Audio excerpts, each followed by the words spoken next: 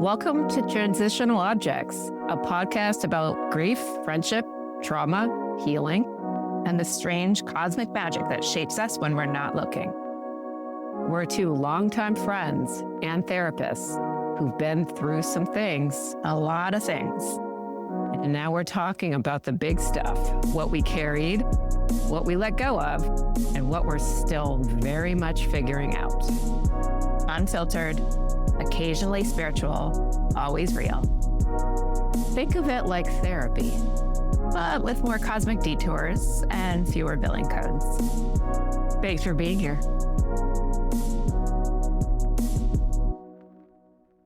Welcome back to another episode of Transitional Objects. We're here. Yes, we Hi. are. Hi. Hi. Hi. It's been a long time for Has. us, not for anybody listening, but for That's us, true. it's been a long time. Yep. Do you want to tell everyone where you were? I went to Greece. Yes. Yes. I went on a little trip to Greece that Bridget didn't even know about. So. Yeah. You know, just when you think you know someone about your best friend. They go to Greece. She doesn't even tell me she's in Greece, but no big deal.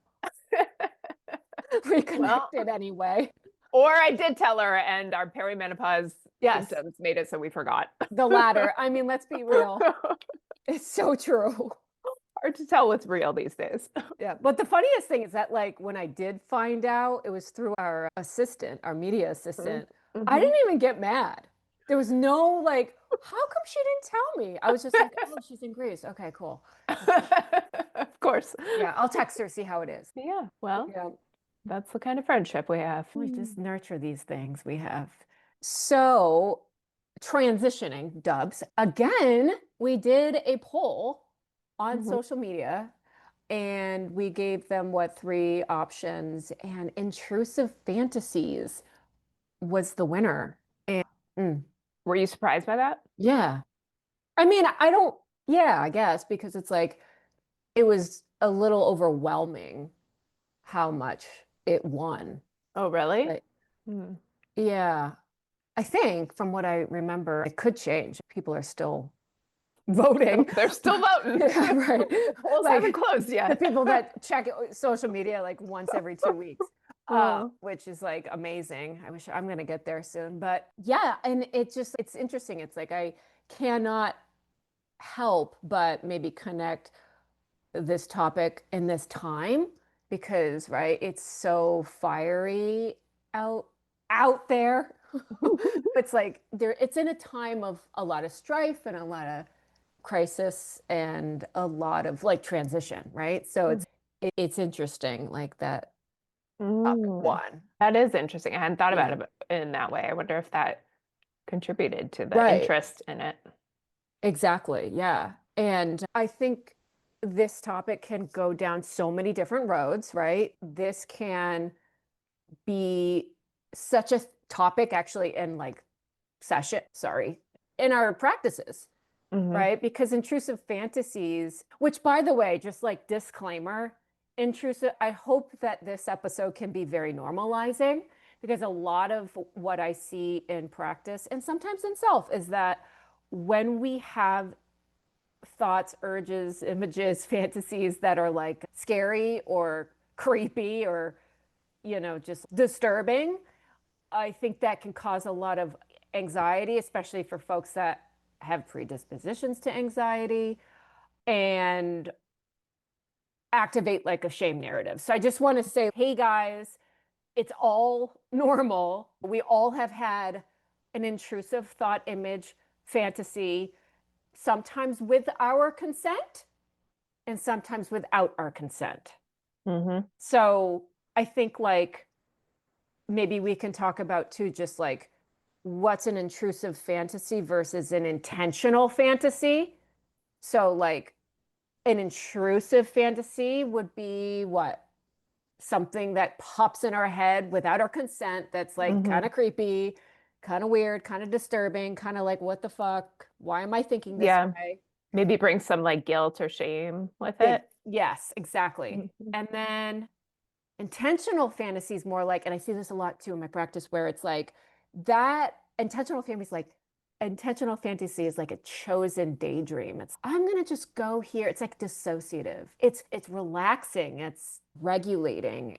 Lots of people do in a lot of different contexts, right? When things are uncomfortable, when things get confusing, when things it's like, ooh, I can just check out. And so intrusive versus intentional. What do you have to add to that? Anything? I don't think I have anything to Just add. don't want to miss anything, like, because I just want to again normalize that this happens.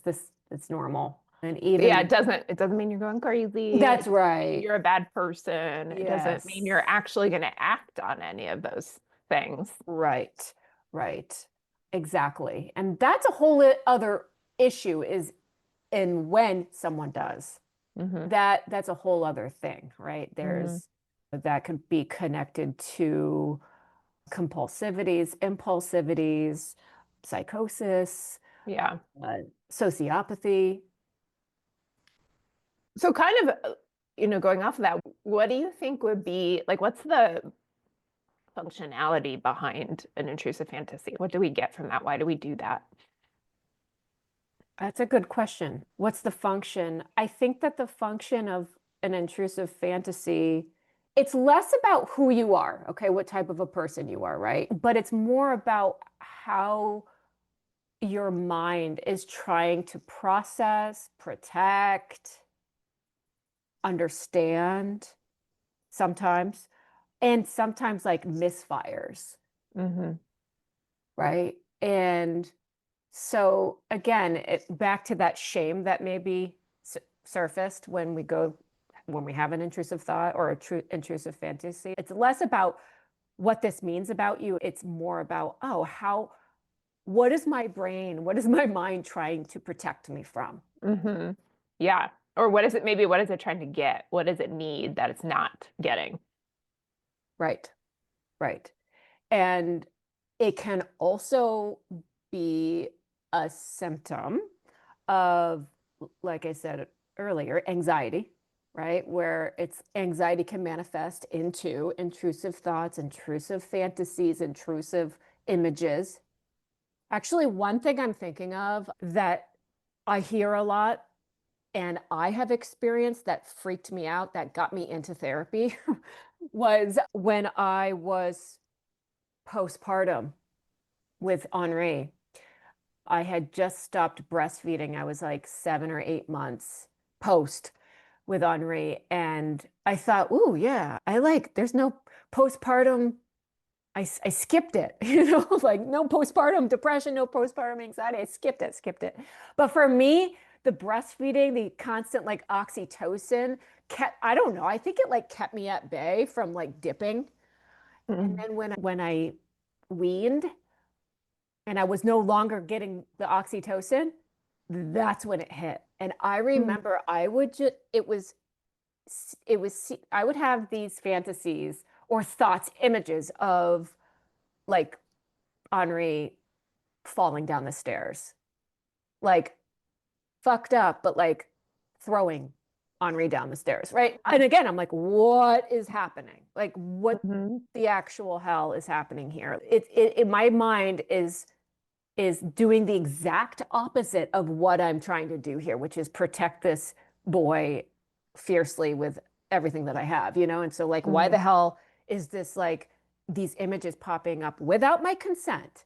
I thought, okay, you know what? Like, we're therapists, like, we can do some CBT and look at the thought and know that it is anxiety. But when you're in it, you're in it. You can't, what I wasn't factoring in was like, oh, I've stopped this hormonal supply.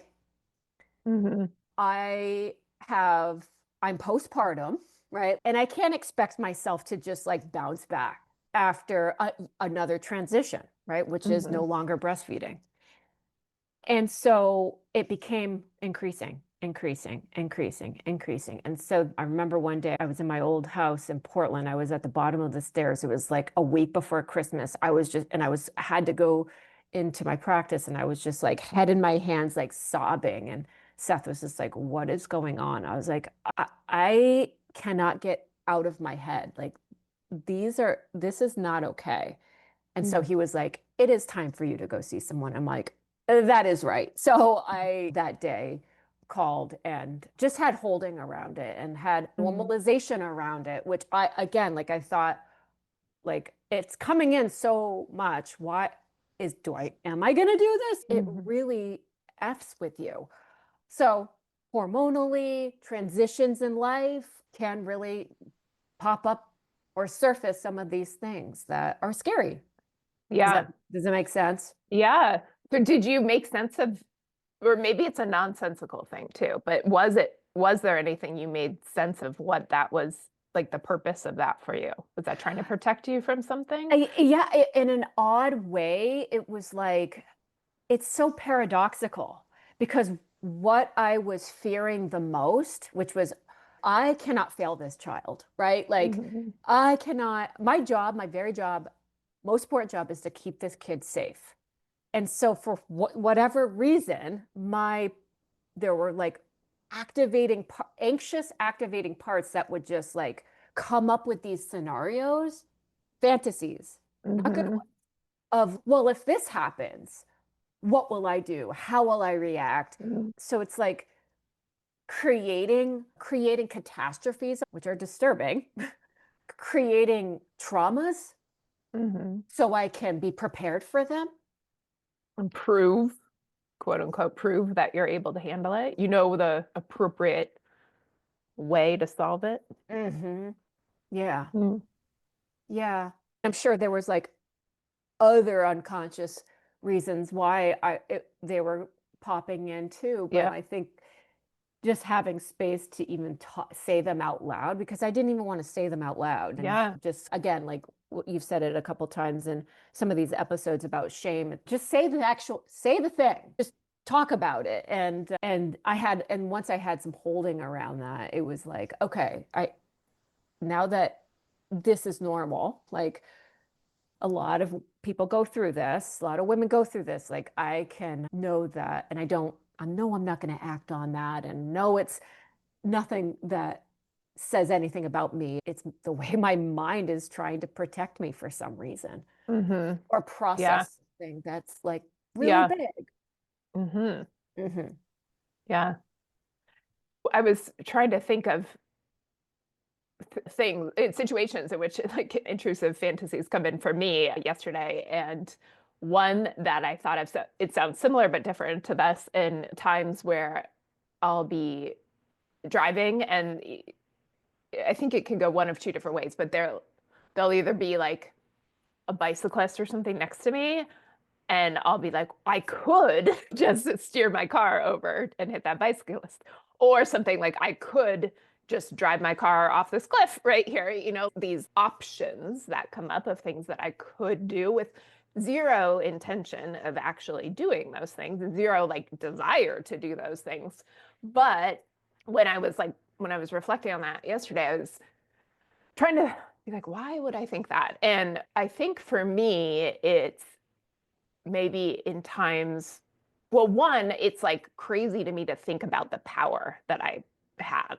Yeah. I could do that. And that's a lot of power, and especially if it's, involving another person over somebody Right. else's life. Like to have Hmm. that power in my hands is kind of mind blowing to me, and is Right. crazy. It's an option. And so I think sometimes like just trying to wrap my brain around that is part of the experience.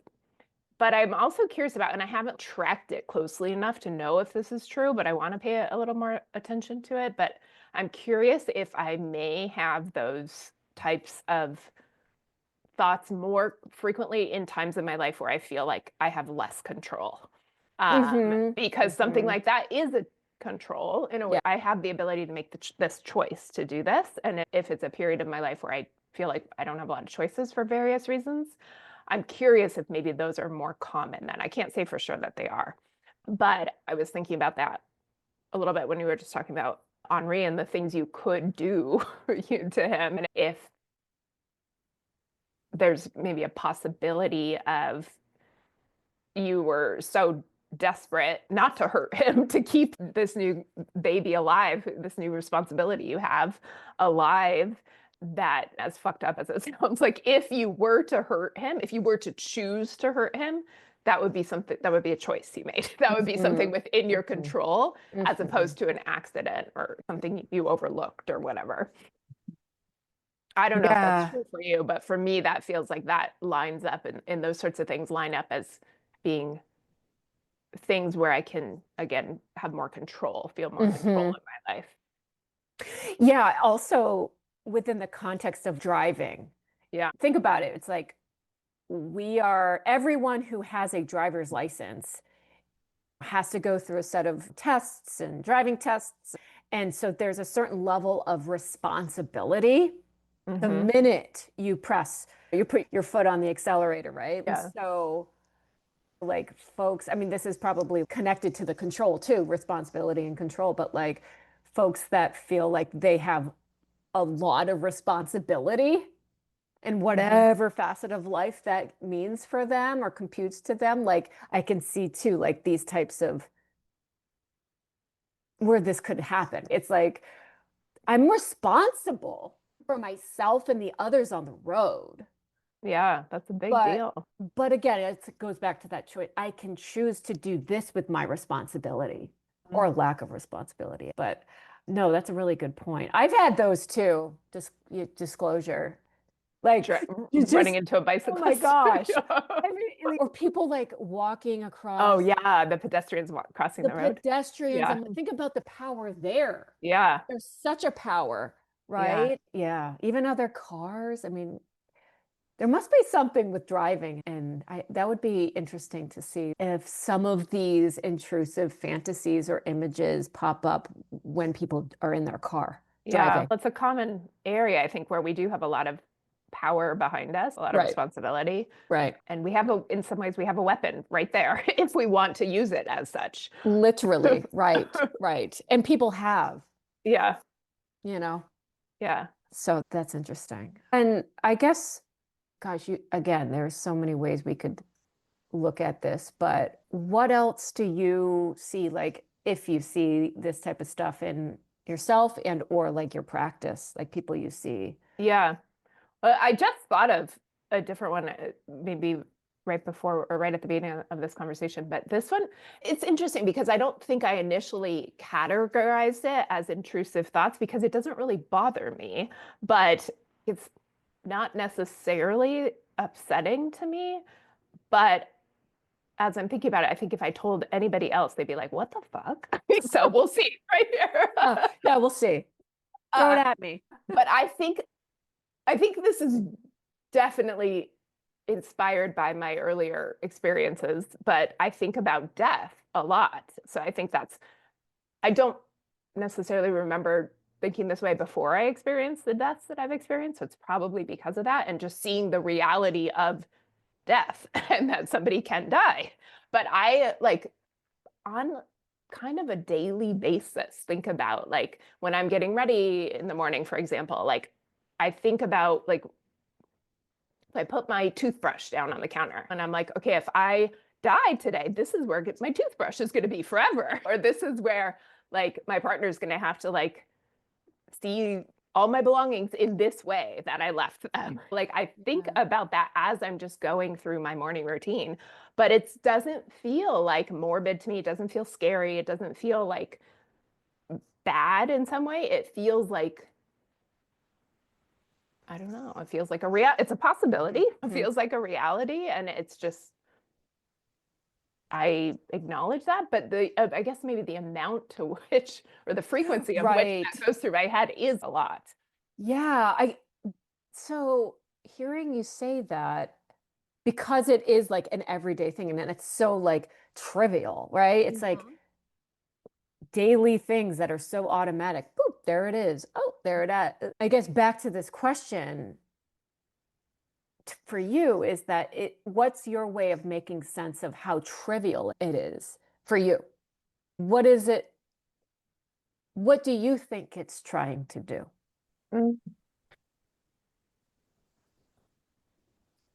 That's a good question. What is it trying to do? Yeah, because it's not, I don't think trying to convince me now that, because I fully understand this, but like trying to convince me that there's a possibility that I could die. Like, I get that. But I don't know what is it doing for me? That is a good question. I need to Yeah, pay we may not know attention. because again, some of these things are probably so unconscious and embedded in the depths of us. It just we don't really know. But I guess what I'm hearing you say about it though is that there is no shame, there is no fear, there's no anxiety around it, there's no spiral. So all of those things would led me to believe that maybe it's your way of processing the acceptance of that stage of life. Yeah. Yeah. Because of the things that the people that you have lost. One, I was with you, right? Like the depths of pain and despair that you had processed and gone through. And also since then, you've seen other people very close to you either lose someone tragically or not tragically. And the work that you do with grief. So I wonder if it's a part of you that is getting to know this acceptance around it. Maybe it's a processing, but I also wonder if it's like, if that's like maybe the way it started, the purpose of why it started, but now it's just become like, now it's become this habit that I've outgrown, but it's still there. Yeah. Would you like it? I guess a question too is, would you like it to go away? It's not, as I said, it doesn't, I don't, on a conscious level, at least, it doesn't bother me. But I do, now that I'm saying this out loud, I do wonder what the greater, maybe unconscious impact of that is on me in every day thinking about the fact that I might die, you know, what does that do? Right. Yeah. And does it keep you present? No, it doesn't. So there's that, right? So it's interesting how it shows up for you. Well, I mean, it's so weird because no, it doesn't keep me present, but in some ways it does because I'm very like present with the minute details. Like I'm very conscious of exactly where I put my toothbrush. Like those sorts of little details are in a sense a presence, but yeah, it's not I think more so than not, it doesn't keep me present. But yeah, it is feeling like something that was something I needed at one point for processing. Right. But it doesn't fit anymore. Right. I've outgrown it, but it's just a habit now. Have you ever, oh no, this is the first time that you've disclosed this like out loud, right? Yeah, I don't think I've ever talked about it. Again, there's no shame with this, but this is your process of saying the thing. Maybe just by saying the thing out loud right now in real time to me, you'll have more mindfulness around it and it may not need to show up so frequently. Yeah. Because maybe so. Some tending to it. Yeah. Like, perhaps. We'll see. We'll see. We'll check back in. We'll check back in and just say, are we still morbid? Still thinking about death? Every time you brush your teeth? Oh, well, that's a good one. Thank you for disclosing that. That doesn't happen to me, although I think mine is more about losing people, like the fears of losing others that I love, you know. That's so interesting. Yeah. That's so interesting because mine is, I do not have those really intrusive fantasies. I guess maybe I used to more so if like I guess the only person this would really apply to is my boyfriend, but if I like couldn't get a hold of him for a period of time, it would be, it could get to the point where it would spiral to like worst case scenarios. Yes. Right? Yep.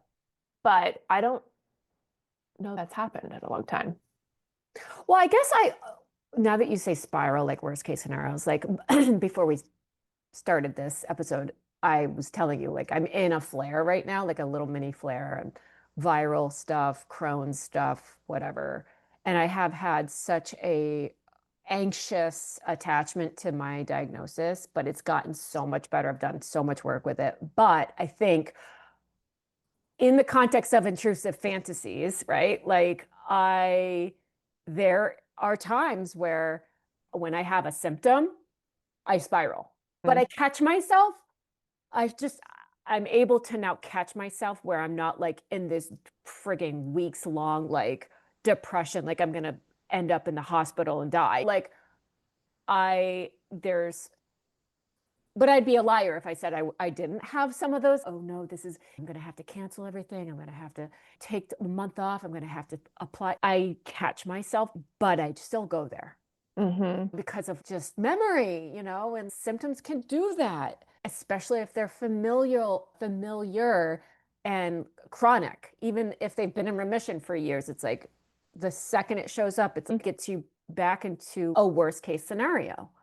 Yeah. So it's a lot of work to reframe the worst case scenario, which I can do, but it's not like I can help that's again, I think this is normal, right? I can't help it not show up. Like it's gonna show up, but it's how we tend to it, right? It's how we exist with it.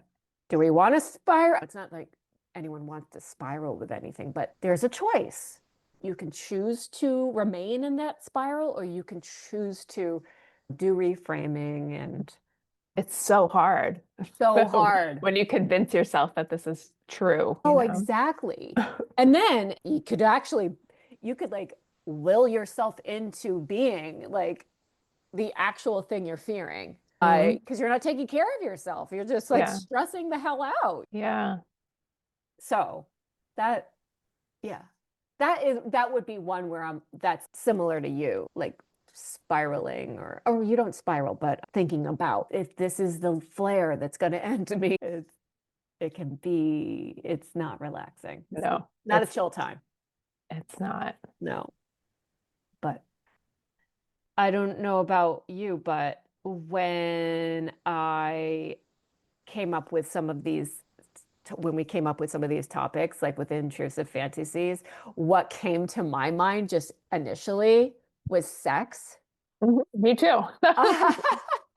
Isn't that funny how we did Maybe that's why this one won the vote. Yeah, exactly. Because everyone wants to these sexual desires, sexual fantasies, which again, disclaimer, normal and can be really healthy. But that is what I first thought of. Do you think it's because of the word fantasy? Maybe, yeah. And how that's used in some sexual contexts. That's what I think. That's the reason why I think that's where my mind went. Yeah. It certainly wasn't the word intrusive for me. I know. But I think the word fantasy, but now that I'm saying this out loud, that's really interesting, isn't it? Because fantasy can be associated with so many other things. And that's the first place both of our minds went, and probably a lot of other people's. Yes. So should we give the people what they want? I don't know how much ammo I have for this one, but well, I know it's like I'm trying to again talk about this in a normalizing way because it is. But I have had some folks that have come into my practice somewhat, again, scared of their sexual fantasies and wanting to get rid of them, and efforts for them to be present with their partners. I don't know if that's come up with you, but there are some sexual fantasies, in order for some to achieve orgasm, they are accompanied by these like really avoiding, rejecting sexual fantasies, like harmful. And that could mean many things. It's not that they want that actual thing. It is a way that their mind is maybe processing something familiar and or something that they fear. Having a cheating partner. So when they're with that partner, in order for them to be intimate and close is to think of that partner with someone else. It's because they already have a fear of them Yes. That's interesting. Yes. Also, there are some people that, again, totally normal, male, female, non-binary. When in a sexual experience with someone, it is very common to have fantasies about someone else. And that does not mean that you want to be with someone else. Mm-hmm. Just like it does not mean that I want to hit the bicyclist. It Yeah. does not mean I want to throw my son down the stairs. Okay? Yes. It does not mean you want to be with somebody else. No, Yeah. Does not no. mean you want to leave that relationship. And what happens is that they don't talk about it. They feel like if I talk about it, they don't want to hurt or harm the partner. They don't want the partner to think that they don't like them or love them or are attracted to them. So they keep it in. And so Yeah. what happens when we keep things in? They become bigger and uglier. Shameful. Maybe and shameful, and maybe someday they blow up in some way or That's another. right. That's right. I think if we think about the sexual context with fantasies, that's like what comes to mind. There's many more, but what do you come across, if anything? I don't actually come across this topic very much in my practice. Oh, because you're like, okay, so because you're focusing a lot on grief. I've been focusing more on grief and trauma. Yeah, so yeah. this topic doesn't necessarily come up very much. So it's interesting to hear your perspective of that.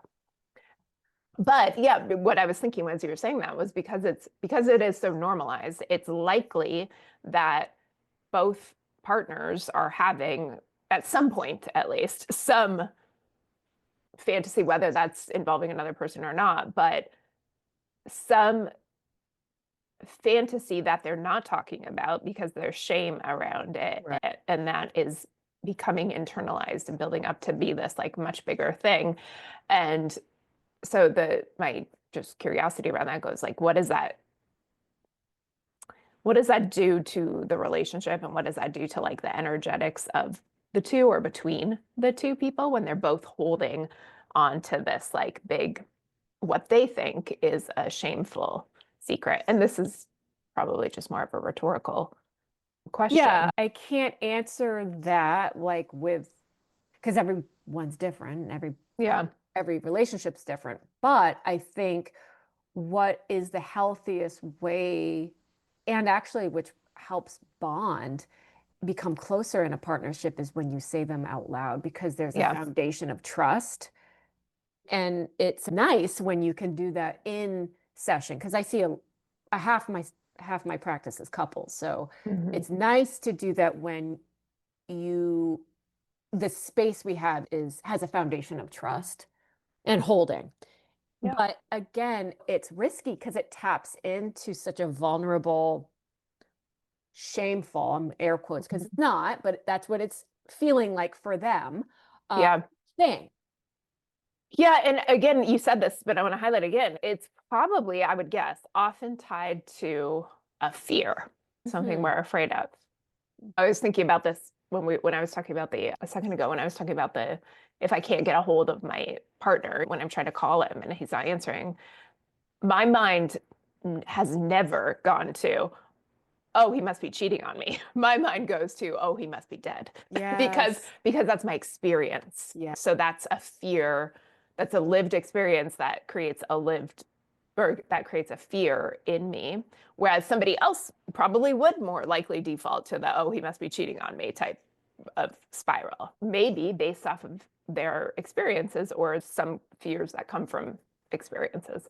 So anyway, all that to say that if this comes up in partnership, it's likely because of a fear that you have that does potentially expose a vulnerability, or there's a concern that exposes the vulnerability. But it's really like such a human thing to be like, I'm actually afraid you're going to leave me. I'm actually afraid that you're going to hurt me, or whatever it may be. So in our head, we justify the withholding to, well, I don't want to even take the risk of hurting someone or having someone leave me if I disclose what I'm going to disclose. I don't even want to share that. I don't even want to open up that vulnerability of myself to share that I'm afraid that you might. And just but but to voice that too, like along with the disclosure of this, of the thing, you know, of the fantasy or of the image or of the thought, to talk about that. So the other partner knows, is that, oh, this isn't like this deceitful thing that he wants or she wants. It's like, this is a normal thing that is happening for him or her, and they are feeling lots of things about it. Fearful, shameful, embarrassed, so many Yeah. things. So just Yeah. even like saying that can really just strengthen that trust. Yeah. Yeah. It can for sure, but I think it's also important maybe to say that it in like a healthy relationship, it can. Yes. In a safe, emotionally safe relationship, it can. But there's also potential for it not to go well, Absolutely. to disclose that fear or that vulnerability, and another person meet that with a lot of things. I mean, dismissal, making you feel stupid, being like, Yeah. what are you talking about? That would never happen. Don't be stupid, or don't be ridiculous, Right. or whatever. Just obviously based off of that person's awareness, self-awareness, and ability to communicate, ability to hear feedback, etc. Right. Yeah, there are different levels of insight in a couple and reflectivity in like reciprocity in a couple. If someone's not going to have reciprocity or receive, just be open to the other person's process, and it's not, the foundation isn't safe. Yeah. And sometimes it does. I see this a lot in my practice with, as it relates to trauma, whether that's obvious trauma or less obvious trauma. But let's say somebody does have a fear that their partner is going to leave them, but there's never, within this relationship at least, there's never actually been a threat. That's never actually happened. So the other partner may have no ability to understand why that would be a fear because it's never happened, And with trauma, I see often people are like, well, that doesn't make sense. So it must be, so it's stupid, or it's pointless, or it's not relevant, or I should just get over it. But even if it doesn't make sense, even if we can't logically spell it out as to why this is happening or why we see things or understand things this way, we see things or understand things this way. So there is a reason for that, is sometimes hidden. And so what I see frequently is people's just inability to, it doesn't make sense right now in front of me in this moment. So I dismiss it as being irrelevant or just something, you should just get over this, right? But there's nothing worse you usually can say something to deeper. somebody, Yeah. is that you just get over it. Yeah, It's just like get over it. It's like the worst thing. Yeah. Yeah. No offense to people who do that, but just get over it. Okay, tell me, how do you do that? Give me the steps. yeah, right, right. Okay, since you're so skilled in this, tell me. Yeah, that's huge. It's interesting. Like fantasies show up in relationships, and I guess it really does matter. It does matter how stable and safe and receptive that the relationship is, one another is, in efforts to like actually talk, say out loud the actual fantasy, whatever that may be. Yeah. Yeah. I think sometimes I was touching on this at the beginning of our call before we started recording, but whether it's in the context of a relationship or not, but sometimes our fantasies can show up as something I think of it in terms of energy that needs to move, energy that we're holding within ourselves that needs to move. Maybe that it sounds a little like too abstract in some way, but that's kind of the way that I make sense of it. And what I mean by that is, I was telling you how I got off of social media for the last couple of weeks because I sucked into this drama, like Charlie Kirk. it was, I think it was a couple days after Charlie Kirk was killed, and I'm sure everybody in the world knows how dramatic social media was after that. And I just got sucked in for a couple hours, I'm embarrassed to say, sucked into just reading. I wasn't participating in any conversation, but just like reading things and getting pulled into arguments. And what I was fantasizing about was fighting, like getting in a fight, or like saying whatever my thoughts were in response to whatever I was seeing, and creating these, not even verbal, like whatever you like, these online fights, which I would never do. And I'm not a fighter in real life. You are not. But how I was making sense of this was that there was, due to current political climate and just everything that's going on in the world, but I also think just due to life stuff, not even necessarily present day, just like historical stuff, like this energy of like anger around things has just been kind of like built up in my body for a long time. And I make sense of it as just like trying to get out in different ways.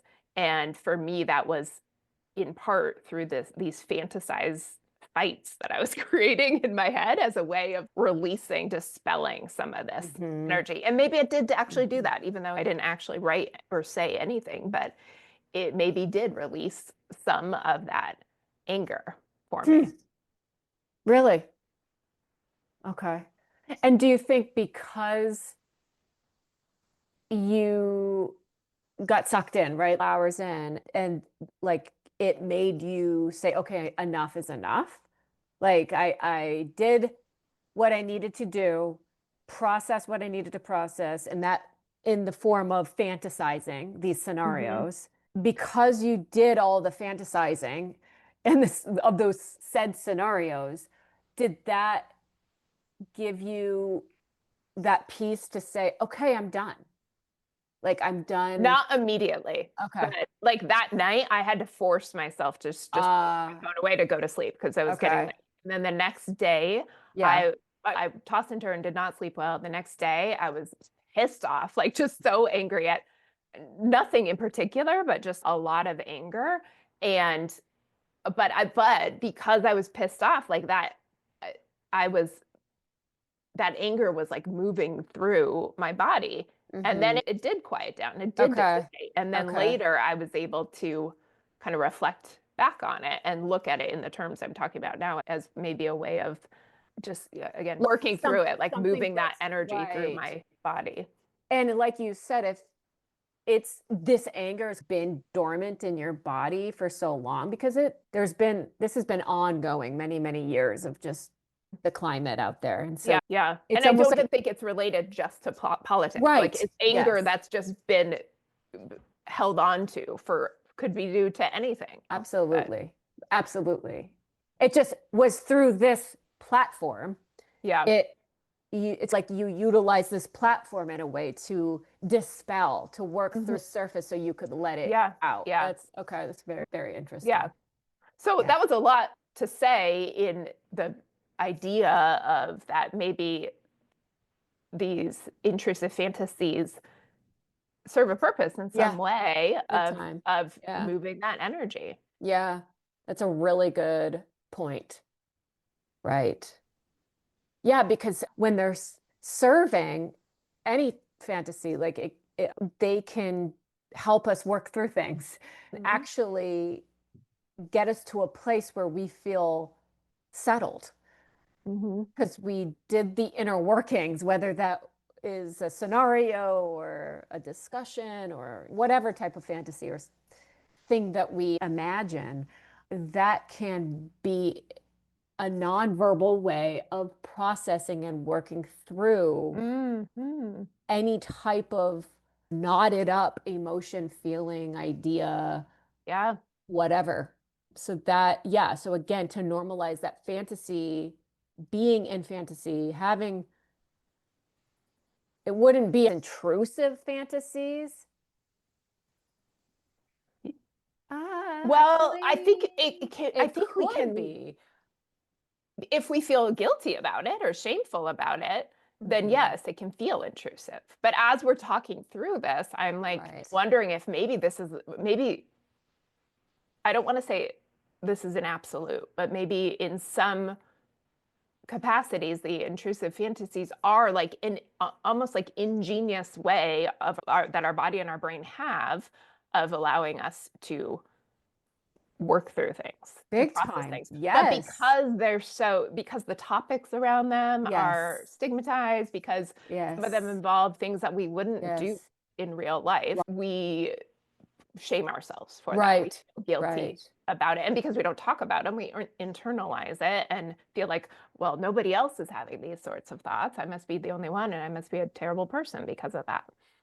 But what if this was actually, again, I'm not a doctor, I'm not saying this is true, but what if it were that this experience of intrusive fantasies was a brilliant way that our brains process things. Yeah. Yes. What a twist. What a twist. What a reframe. Folks.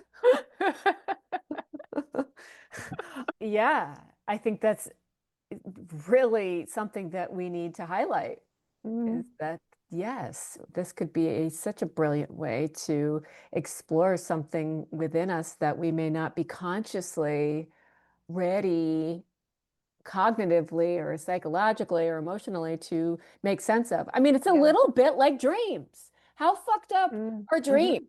Yeah. Sexual dreams. Yeah. Relational dreams, same thing. It's just the psyche's way of trying to make sense and process something that it's too hard or confusing to process in our waking conscious life. So it's like the way of what you were saying around, I gotta work this out. Whether it be conscious or unconscious, it needs to get through my body. And these intrusive fantasies, we're a little bit more conscious, we're awake.